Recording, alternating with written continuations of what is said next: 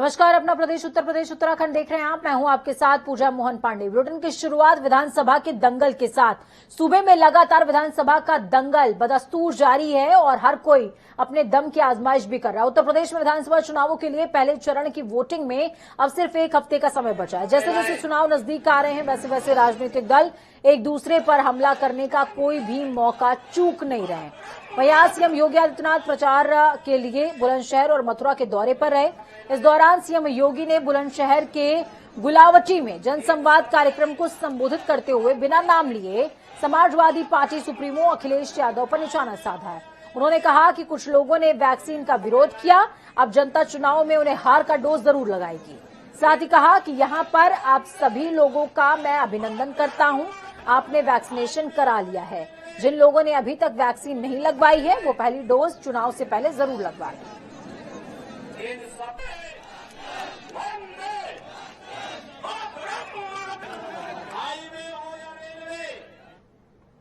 Samajwadi party के नेता और यूपी के पूर्व सीएम अखिलेश यादव ने राष्ट्रीय लोकदल के नेता जयंत चौधरी के साथ में प्रेस वार्ता करी है।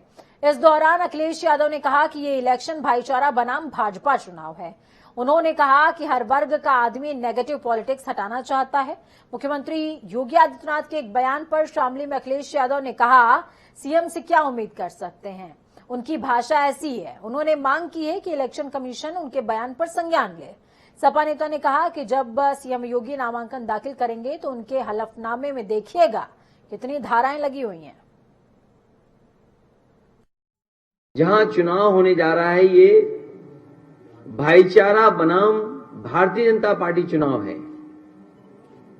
ये चुनाव भाईचारा बनाम भारतीय जनता पार्टी चुनाव इसलिए मैं कहता हूं कि आज उत्तर प्रदेश के किसान, नौजवान, व्यापारी, हर वर्ग के लोग नेगेटिव पॉलिटिक्स को हटाना चाहते हैं।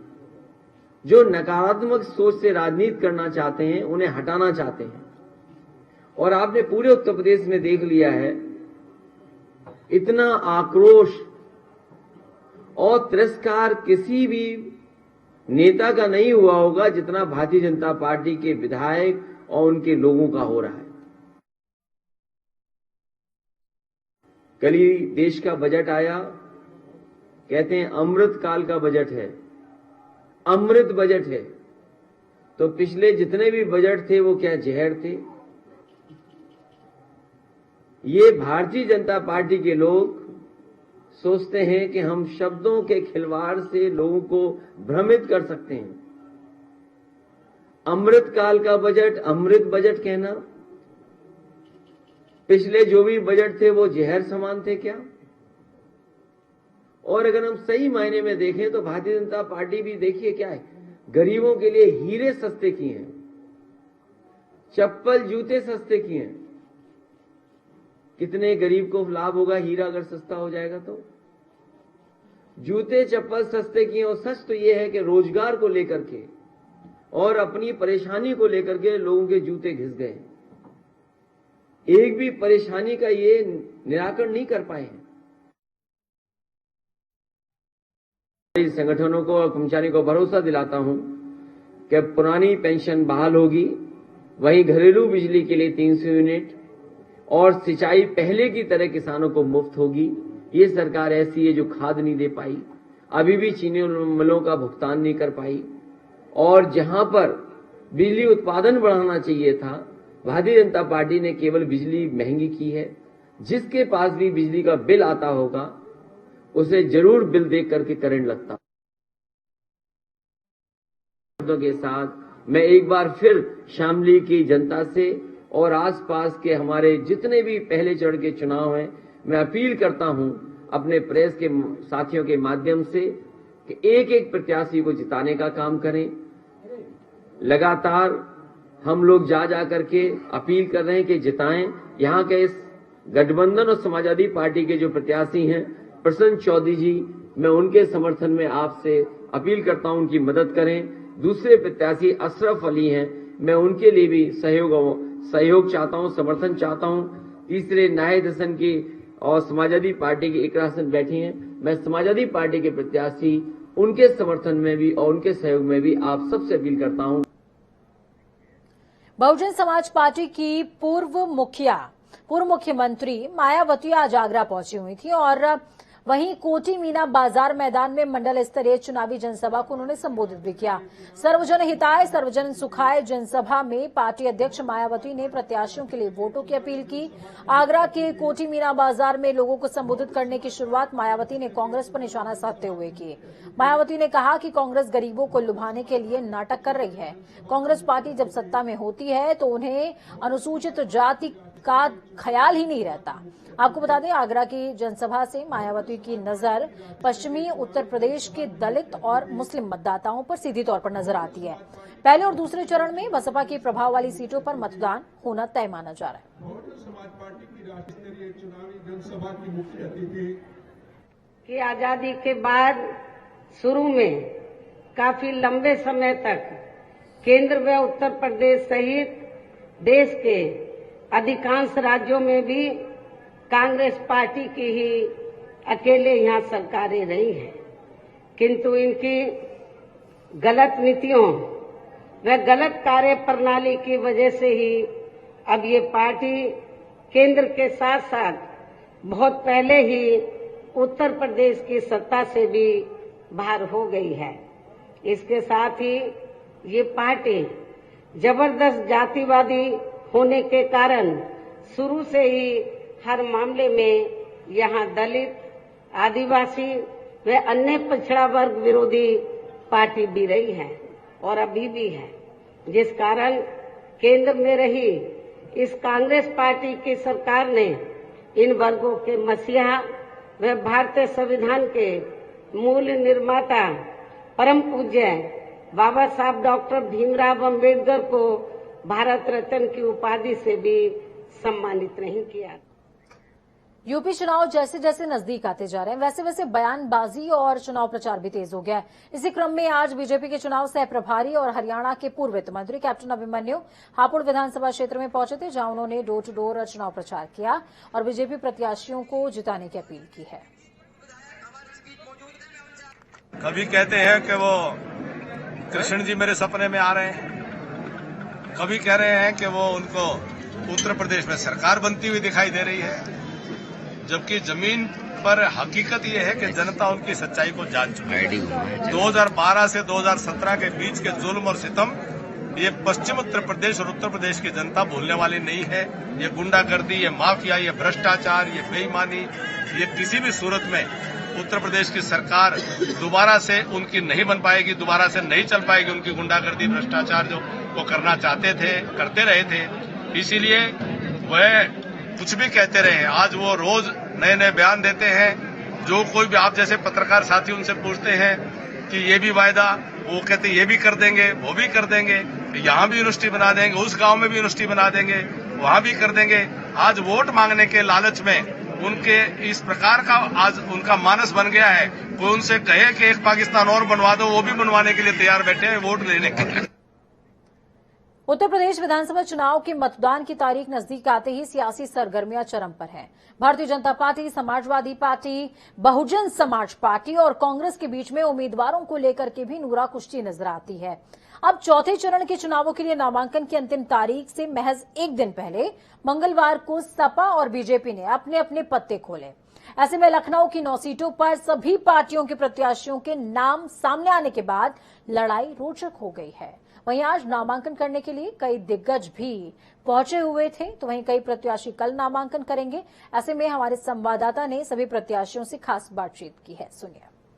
ब्रजेश पाठक जी हमारे साथ हैं, आज नामांकन करने पहुंचे हैं। सर, कैंट विधानसभा से आप नामांकन करने पहुंचे। बहुत आभार प्रकट करता हूं अपने नेतृत्व का, जगह है कोई दिक्कत नहीं है, प्रचंड बहुमत से जीतेंगे। पूरे प्रदेश की जनता का आभार प्रकट करता हूं। गत 5 वर्षों में जिस ढंग से उत्तर प्रदेश की जनता ने भारतीय जनता पार्टी को आशीर्वाद दिया, उसके बदौलत प्रचंड बहुमत की सरकार बनी थी। और 2022 में 10 मार्च को जब परिणाम आएगा, पूरे प्रदेश में भारतीय जनता पार्टी की लहर चल रही है, प्रचंड बहुमत की सरकार बनेगी। लखनऊ की पूर्वी विधानसभा सीट से समाजवादी पार्टी के प्रत्याशी अनुराग भदौरिया जी पहुंचे हैं। अनुराग जी, नामांकन किया आपने, अचानक आपका टिकट आया है, 2 दिन पहले सामने आया है, क्या लगता है क्या वजह रही? इस बार उत्तर प्रदेश के अंदर में बदलाव होने जा रहा है। समाजवादी पार्टी की सरकार होगी और भारतीय जनता पार्टी की विदाई होगी। मुद्दे क्या है इस बार? मुद्दे महंगाई, बेरोजगारी, महिलाओं पर अत्याचार, किसानों पर अत्याचार। जिस तरह से महंगाई से लोगों ने आत्महत्या की है, जैसे यहाँ महिलाओं का चीरण हुआ है, छात्रों पर लाठियां बरसाई गई हैं, किसानों को रौंदा गया है, कोविड काल में लोगों की मौतें हुई हैं। कौन ऐसा है जिस वर्ग को इन्होंने खुश किया? आम जनता कोविड काल में तड़प तड़प के बिना ऑक्सीजन के मर गई।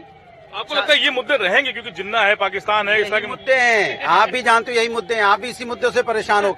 दिक्कत तो ये है ना, सभी परेशान महंगाई बेरोजगारी से, यही तो मुद्दा है। एक टिकट समाजवादी पार्टी ने आज किया है, जबकि कल आखिरी नामांकन है, मलियाबाद सीट से टिकट चेंज किया है। क्या लगता है इधर क्यों इतनी उठापटक थी पार्टी? मैं कह रहा हूँ ना, भारतीय जनता पार्टी, सुनिए, भारतीय जनता पार्टी की विदाई हो रही है, समाजवादी पार्टी की सरकार बन रही है। देखिए, अनुराग भदौरिया जी का कहना है कि सरकार जो है समाजवादी पार्टी की बन रही है। फिलहाल उठापटक जरूर है समाजवादी पार्टी के अंदर, क्योंकि जो टिकट हैं वो कल नामांकन के आखिरी दिन होने के बावजूद आज तक फाइनल हो रहे हैं। तो अब देखना होगा कि रिजल्ट किस तरह के नजर आते हैं सामने। फिलहाल आज इन्होंने नामांकन भरा है और इसी तरह के जो समाजवादी प्रत्याशी हैं वो नामांकन करने यहाँ पर जरूर पहुंच रहे हैं। कैमरा पर्सन सनी के साथ तफर किदवई, जनता टीवी, लखनऊ। बहुजन समाज पार्टी से प्रत्याशी के तौर पर कायम रजा खान आज नामांकन दाखिल करने पहुंच रहे हैं। कायम जी, पश्चिम की क्या बड़े मुद्दे हैं जो लगता है कि इस बार हावी होने वाले हैं? 5-6 मुद्दे बहुत अहम मुद्दे हैं। देखिए, सबसे बड़ा मुद्दा तो वहाँ पानी निकासी है, दूसरा सीवर नहीं पड़ा है, तीसरे बिजली की समस्या, पानी पीने की समस्या है। ये सब समस्याएं बहुत ज्यादा है, उसी मुद्दों को लेकर हम मैदान में जा रहे हैं। आप विकास की बात कर रहे हैं, कभी जिन्ना, कभी पाकिस्तान, इस तरह के मुद्दे हावी होंगे क्या इस बार? अब की कोई नहीं मुद्दा हावी होगा, अब की सिर्फ विकास, बेरोजगारी का मुद्दा हावी होंगे बस। समाजवादी पार्टी की तरफ से अरमान खान उस सीट पर हैं और उसके अलावा भारतीय जनता पार्टी ने अंजनी श्रीवास्तव को टिकट दिया है। लड़ाई किससे मानते हैं आप? क्या हमारी लड़ाई अगर होगी तो भाजपा से होगी।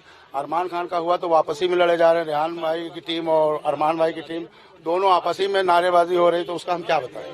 बहुत बेहतर हमसे देखिए, इनका कहना है कायम रजा खान का कि जो मुद्दे हैं उन्हीं पर चुनाव होगा, बाकी जो पोलराइजेशन की जो राजनीति की जा रही है उसका कोई फर्क 2022 के चुनाव में नजर नहीं आएगा। कैमरा पर्सन सनी के साथ तफर किदवई, जनता टीवी, लखनऊ। बीते दिन देर शाम बीजेपी ने अपनी एक और सूची जारी की। लखनऊ से प्रत्याशियों की घोषणा की थी, तो वहीं आज बीजेपी की सूची के बाद सपा ने भी लखनऊ की अहम सीटों के पत्ते खोल दिए और सरोजनी नगर विधानसभा से अपने प्रत्याशी चुनावी मैदान में उतार दिए हैं। आपको बता दें कि सपा के पूर्व मंत्री अभिषेक मिश्रा को सपा ने सरोजनी नगर से टिकट दिया है। अब सरोजनी नगर सीट से बीजेपी उम्मीदवार राजेश्वर सिंह के खिलाफ अभिषेक मिश्रा चुनावी रण में होंगे। इस बार चुनाव दिलचस्प होंगे और धीरे धीरे करके पत्ते खुल रहे हैं, तो चुनाव मैदान में टक्कर और भी ज्यादा बढ़ती जा रही है। तो वहीं सपा ने कौशाम्बी के सिराथू से पल्लवी पटेल को टिकट दिया, जो कि डिप्टी सीएम केशव प्रसाद मौर्य के खिलाफ का चुनाव है। इसके अलावा कुशीनगर के फाजिल नगर से स्वामी प्रसाद मौर्य ताल ठोकते नजर आएंगे। तो इस बीच बड़ी और अहम जानकारी निषाद पार्टी ने जारी की है। 6 प्रत्याशियों की सूची। चौरी चौरा से सरवन निषाद को टिकट मिला है। संजय निषाद के छोटे बेटे हैं सरवन निषाद। बीजेपी के साथ गठबंधन में निषाद पार्टी है और ये कहा जा रहा है कि सरवन निषाद बीजेपी के सिंबल पर चुनाव लड़ सकते हैं। बड़ी खबर, अहम जानकारी आपको दे रहे हैं। चौरी चौरा से सरवन निषाद को टिकट मिला है।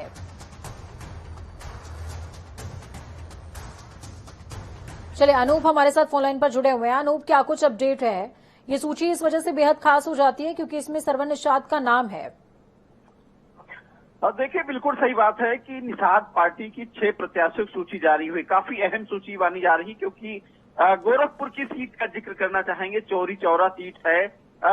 2 लोकसभा चुनाव का जो बाई इलेक्शन हुए थे वो फूलपुर विधानसभा मुझे याद आता है, जिस समय जो निषाद पार्टी के जो राष्ट्रीय अध्यक्ष संजय निषाद, वो उस समय समाजवादी पार्टी में थे, तो कहीं न कहीं भाजपा को मात दिया था उस समय। तो शायद इसी वजह से जो इनका गठबंधन होता है इन सब सीटों को लेकर के हुआ था। चौरी चौरा जो सीट है निषाद से बाहुल्य है, यानी वहां पर ओबीसी ज्यादा पकड़। बिल्कुल, कहीं न कहीं सेफ जोन खेलने की कोशिश है। बहुत शुक्रिया अनूप हमारे साथ जुड़ने के लिए, हम जानकारी साझा करने के लिए।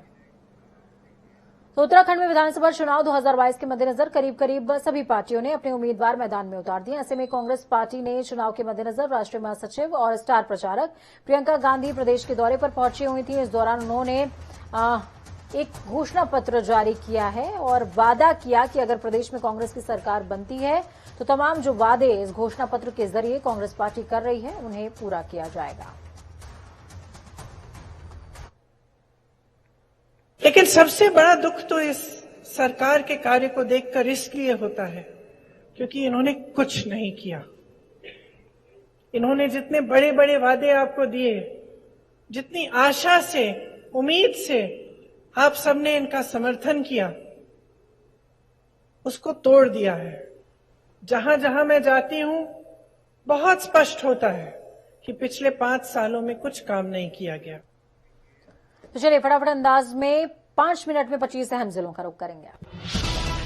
महोबा में दिखा रफ्तार का कहर, भीषण सड़क हादसे में 4 की मौत, आधा दर्जन लोग गंभीर तौर पर घायल, घायलों को मेडिकल कॉलेज में झांसी रेफर किया गया।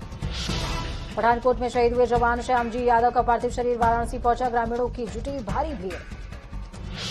मिर्जापुर में बच्चों को लेकर 2 गुटों में मारपीट, 1 की मौत, 3 घायल, मौके पर पहुंची पुलिस ने घायलों को अस्पताल में भर्ती कराया।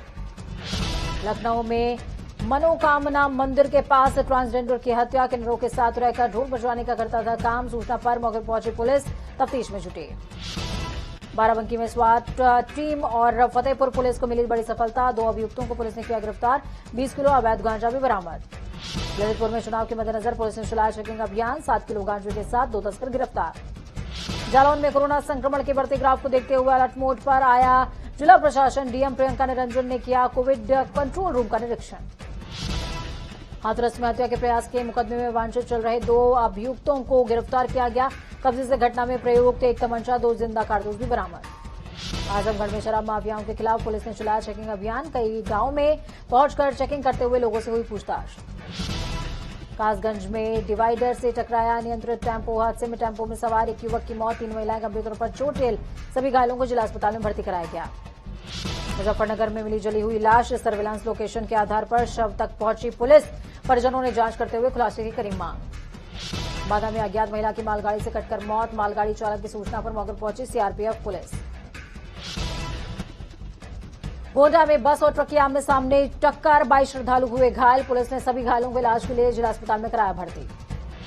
हमीरपुर में महिला ने युवक पर लगाया विवाह का झांसा देकर शारीरिक शोषण करने का आरोप, युवक के खिलाफ तहरीर देकर कार्रवाई की गुहार। कानपुर देहात में भाजपा नेता राकेश सचान पढ़ा रहे भ्रष्टाचार का पार, किसानों को फर्जी किसान बीमा लेने का सिखा रहे हैं पैदरा। श्रावस्ती में संदिग्ध परिस्थितियों में छत पर मिला 22 साल की किशोरी का शव, सूचना पर पहुंची पुलिस, मौत के कारणों की तफ्तीश में जुटी। सहारनपुर में आचार संहिता लागू होने के बावजूद बदमाशों के हौसले बुलंद, युवक की चाकुओं से गोद कर हत्या, क्षेत्र में दहशत का माहौल। हरदोई में कूड़े के ढेर पर पड़ा मिला नवजात का शव, माफ कीजिएगा नवजात शिशु, ग्रामीणों के मुताबिक रेप पीड़िता का है, गोबर में दबा नवजात। अलीगढ़ में सीमेंट के ट्रक से स्कूटी सवार में मारी टक्कर, 1 की दर्दनाक मौत, 1 गंभीर तौर पर घायल। बरेली के 3 युवतियों के साथ नैनीताल में दुष्कर्म, 4 आरोपियों के खिलाफ रिपोर्ट दर्ज, 2 गिरफ्तार। हमीरपुर में तेज रफ्तार लोडर ने बाइक सवार छात्रों को मारी टक्कर, 1 छात्र की मौके पर ही मौत, 1 घायल, पुलिस ने लोडर चालक को हिरासत में लिया। ललितपुर में तेज रफ्तार कंटेनर ने 2 भाइयों को रौंदा, 1 भाई की मौके पर ही दर्दनाक मौत, दूसरा गंभीर तौर पर घायल, अस्पताल में भर्ती। फतेहपुर में श्रद्धालुओं से भरी ट्रैक्टर ट्रॉली पलटी, हादसे में 20 से ज्यादा लोग घायल, सभी घायलों को जिला अस्पताल में कराया गया भर्ती। लखनऊ में महिला आईएएस ने पति पर दर्ज कराई एफआईआर, पुलिस ने कई गंभीर धाराओं में दर्ज कराया मुकदमा। बाराबंकी में नशेड़ी कांस्टेबल का वीडियो वायरल, सरकारी गाड़ी में हूटर जलाकर भौकाल दिखाते फिर रहा था कांस्टेबल, कैमरे में कैद होने के बाद हाथ जोड़ता दिखा नशेड़ी कांस्टेबल।